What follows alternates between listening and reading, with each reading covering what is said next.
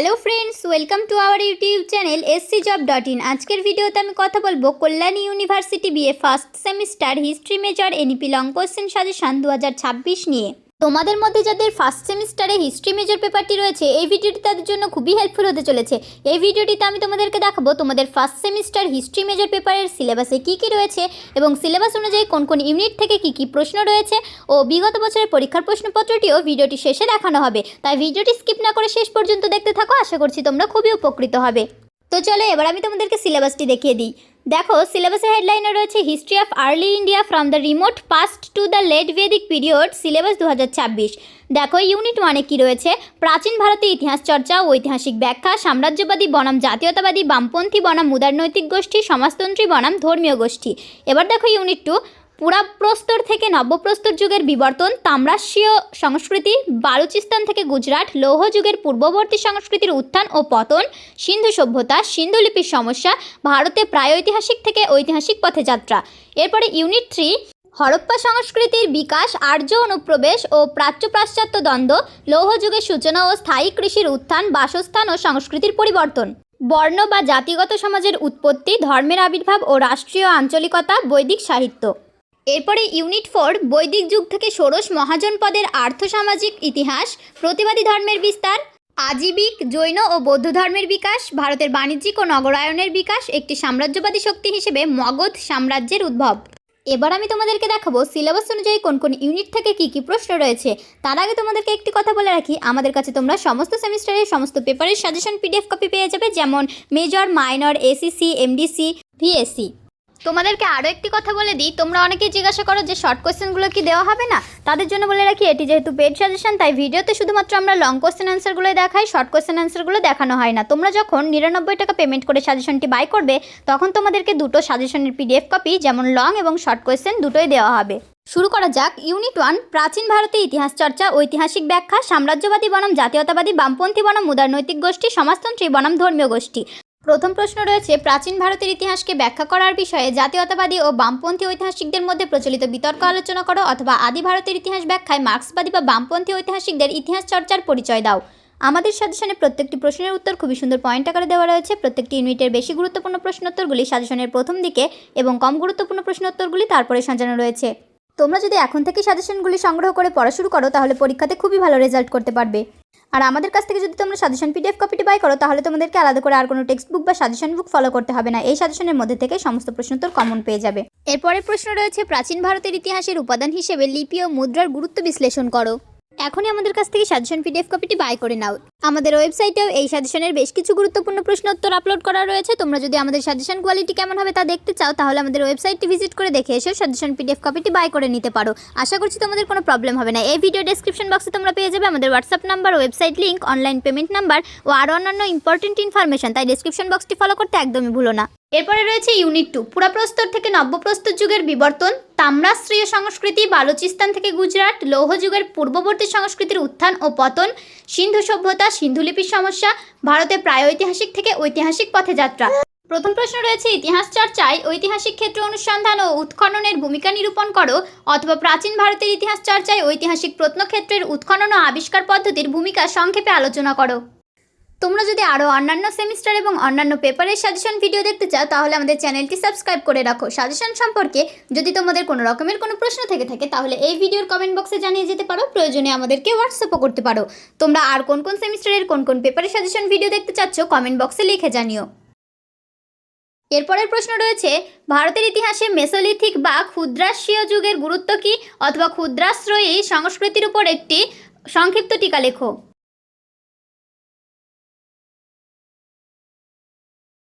এরপরের প্রশ্ন, তাম্রস্যীয় সংস্কৃতির পরিচয় দাও, অথবা বালুচিস্তান থেকে গুজরাট পর্যন্ত তাম্রস্যীয় সংস্কৃতির প্রসার আলোচনা করো। এরপরের প্রশ্ন রয়েছে, ভারতের ইতিহাসে প্রাচীন প্রস্তর যুগ বা প্যালিওলিথিক সংস্কৃতির বা যুগের পরিচয় দাও, অথবা ভারতের নিম্ন প্রস্তর যুগের সাংস্কৃতিক অগ্রগতি ব্যাখ্যা করো, অথবা নিম্ন পুরাপ্রস্তর যুগের মানুষের জীবনধারার সংক্ষিপ্ত পরিচয় দাও। এরপরের প্রশ্ন, দক্ষিণ ভারতের নব্যপ্রস্তর বা নিওলিথিক সংস্কৃতির গুরুত্বপূর্ণ স্থানগুলোর বিবরণ দাও। অথবা ভারতের উপমহাদেশে নিওলিথিক বা নবাস্মীয় পূর্বের সংস্কৃতির বা মানুষের জীবনযাত্রার সংক্ষিপ্ত পরিচয় দাও। অথবা পাথরের যুগের শেষ পর্যায়ে নতুন পাথর বা নব্যপ্রস্তর যুগ বলতে পরিচিত। অথবা নতুন প্রস্তর যুগের সংস্কৃতি বা নিওলিথিক সংস্কৃতির গুরুত্বপূর্ণ কেন্দ্রগুলির পরিচয় দাও।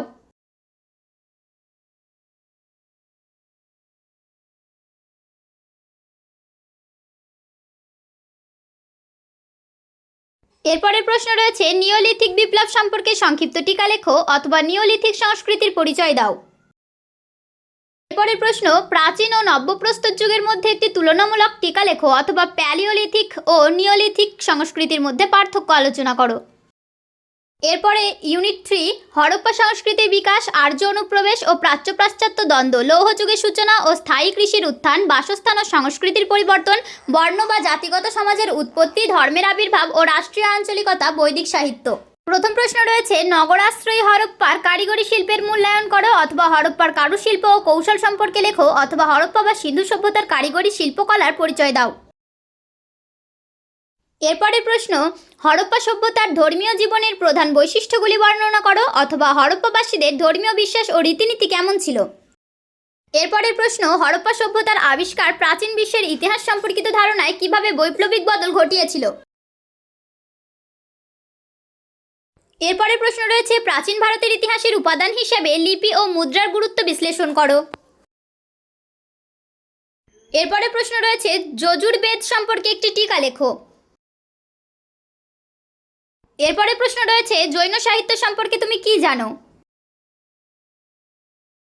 এরপরের প্রশ্ন, সিন্ধু লিপির স্বরূপ নির্ণয় করো। এরপরের প্রশ্ন, মেসোপটেমিয়ার সাথে হরপ্পার বাণিজ্যিক সম্পর্কের একটি সংক্ষিপ্ত টিকা লেখো। অথবা হরপ্পা সভ্যতার বাণিজ্য সম্পর্কে একটি সংক্ষিপ্ত টিকা লেখো। অথবা সিন্ধু সভ্যতা বা হরপ্পা সভ্যতা বা সংস্কৃতির ব্যবসা বাণিজ্যের পরিচয় দাও। অথবা নগরাশ্রয়ী হরপ্পা ব্যবসা বাণিজ্যের মূল্যায়ন করো।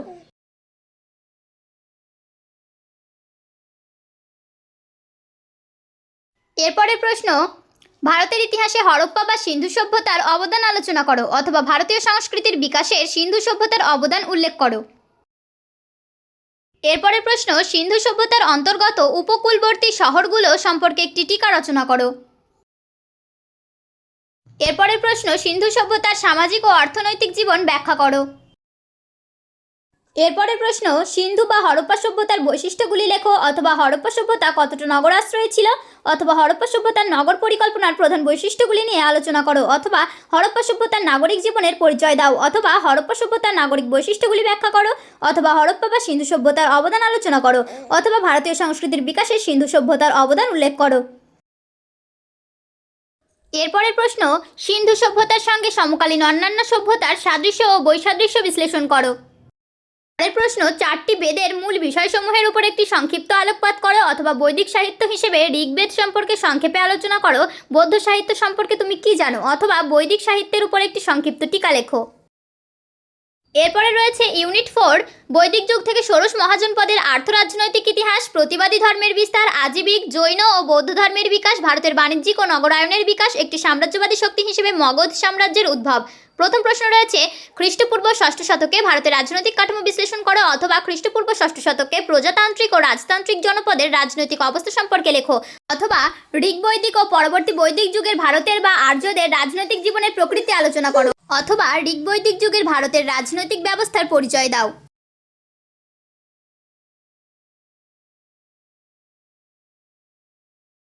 এরপরে প্রশ্ন রয়েছে, ঋগ্বৈদিক যুগে নারীদের সামাজিক অবস্থান আলোচনা করো। অথবা খ্রিস্টপূর্ব ষষ্ঠ শতকে বা বৈদিক যুগে নারীদের সামাজিক অবস্থা কেমন ছিল। অথবা বৈদিক ও পরবর্তী বৈদিক যুগে নারীদের মর্যাদা বা সামাজিক অবস্থা সম্পর্কে আলোচনা করো। অথবা পরবর্তী বৈদিক যুগে নারীর সামাজিক অবস্থান বর্ণনা করো। এরপরে প্রশ্ন রয়েছে, ঋগ্বৈদিক ও পরবর্তী বৈদিক যুগে জনসাধারণের ধর্মীয় দৃষ্টিভঙ্গির পরিবর্তন ব্যাখ্যা করো। অথবা ঋগ্বৈদিক যুগের মানুষের ধর্মীয় জীবনের বা ধর্মভাবনা পরিচয় দাও। অথবা পরবর্তী বৈদিক যুগে জনসাধারণের ধর্মীয় দৃষ্টিভঙ্গির পরিবর্তন ব্যাখ্যা করো। অথবা বৈদিক যুগের ভারতের ধর্মীয় জীবনের পরিচয় দাও। এরপরের প্রশ্ন, মগধের উত্থানে মহাপদ্মনন্দের ভূমিকা বিশ্লেষণ করো। অথবা নন্দ বংশের শ্রেষ্ঠ রাজা কে ছিলেন তার কৃতিত্ব আলোচনা করো। এরপরের প্রশ্ন, মগধের উত্থানে অজাতশত্রুর ভূমিকা বিশ্লেষণ করো অথবা মগধ মহাজনপদের উত্থানে অজাতশত্রুর ভূমিকা বিশ্লেষণ করো। পরের প্রশ্ন রয়েছে, মগধের শক্তিশালী রাষ্ট্র প্রতিষ্ঠায় বিম্বিসারের ভূমিকা আলোচনা করো। এরপরে প্রশ্ন রয়েছে, বৌদ্ধ ও জৈন ধর্ম কতদূর প্রতিবাদী ছিল অথবা প্রতিবাদী ধর্ম আন্দোলনের উপর একটি সমালোচনামূলক টিকা লেখো। এরপরের প্রশ্ন রয়েছে, জৈন ধর্মের উত্থান ও পতনের কারণগুলি লেখো অথবা ভারতে জৈন ধর্মের উত্থান ও বিস্তৃতির বিবরণ দাও। জৈন ধর্মের পতনের কারণগুলি কি কি? এরপরের প্রশ্ন রয়েছে, খ্রিস্টপূর্ব ষষ্ঠ শতকে মগধের উত্থানের কারণ কি ছিল অথবা সাম্রাজ্য শক্তি হিসেবে মগধের উত্থানের পিছনে কোন কোন উপাদান গুরুত্বপূর্ণ ভূমিকা পালন করে অথবা একটি সাম্রাজ্যবাদী শক্তি হিসেবে মগধের উত্থানকে তুমি কিভাবে বিশ্লেষণ করবে। এরপরের প্রশ্ন, ষোড়শ মহাজন পদের উপর একটি টিকা লেখো। এরপরের প্রশ্ন, ঋগ্বৈদিক জনসাধারণকে কৃষক সম্প্রদায় নামে অভিহিত করা কি যুক্তিযুক্ত অথবা ঋগ্বেদের যুগের মানুষের অর্থনৈতিক জীবনের সংক্ষিপ্ত পরিচয় দাও অথবা খ্রিস্টপূর্ব ষষ্ঠ শতকের মানুষের প্রধান জীবিকা কি ছিল আলোচনা করো। এরপরের প্রশ্ন, খ্রিস্টপূর্ব ষষ্ঠ শতকের ভারতের নতুন ধর্মীয় অভ্যুত্থানের কারণগুলো সংক্ষেপে বিবৃত করো। পরবর্তী বৈদিক যুগে নারী ও শূদ্রদের সামাজিক অবস্থান সম্পর্কে আলোচনা করো। এরপরের প্রশ্ন, বৈদিক যুগের সভা ও সমিতির মূল বৈশিষ্ট্যগুলি কী ছিল অথবা সভা ও সমিতি কি বৈদিক যুগের রাজনীতিতে সেগুলির গুরুত্ব নির্দেশ করো। এরপরের প্রশ্ন, বৌদ্ধ ধর্মের মূলনীতি নিজের ভাষায় বর্ণনা করো অথবা বৌদ্ধ ধর্মের মূল বৈশিষ্ট্যগুলি সম্পর্কে একটি সংক্ষিপ্ত টিকা লেখো। এরপরের প্রশ্ন, মহাবীর জৈন এর জীবন ও কর্মপ্রণালীর মূল্যায়ন করো। এরপরের প্রশ্ন, জৈন ধর্মের মূলনীতিগুলি নিজের ভাষায় আলোচনা করো। এরপরের প্রশ্ন, আজীবিক ধর্ম সম্পর্কে আলোচনা করো অথবা আজীবিকদের সম্পর্কে তুমি কি জানো। এরপরের প্রশ্ন, ধননন্দ কে ছিলেন তার কৃতিত্ব আলোচনা করো।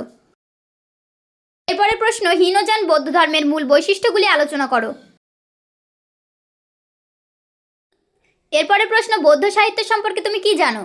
তো এই ছিল তোমাদের ইউনিট অনুযায়ী সাজেশনের প্রশ্নোত্তর। এবার আমি তোমাদেরকে বিগত বছরের পরীক্ষার প্রশ্নপত্রটি দেখিয়ে দেবো।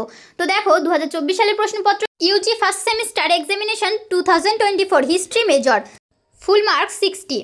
এবার তোমরা দেখো, 1 নম্বরের দাগে তোমাদের 2 মার্কের যে কোনো 10টি প্রশ্নের উত্তর দিতে হবে। কি কি প্রশ্ন রয়েছে ভালো করে দেখে নাও। নম্বর থাকবে তোমাদের 20 নম্বর। কি কি প্রশ্ন রয়েছে খুব ভালো করে দেখে নাও।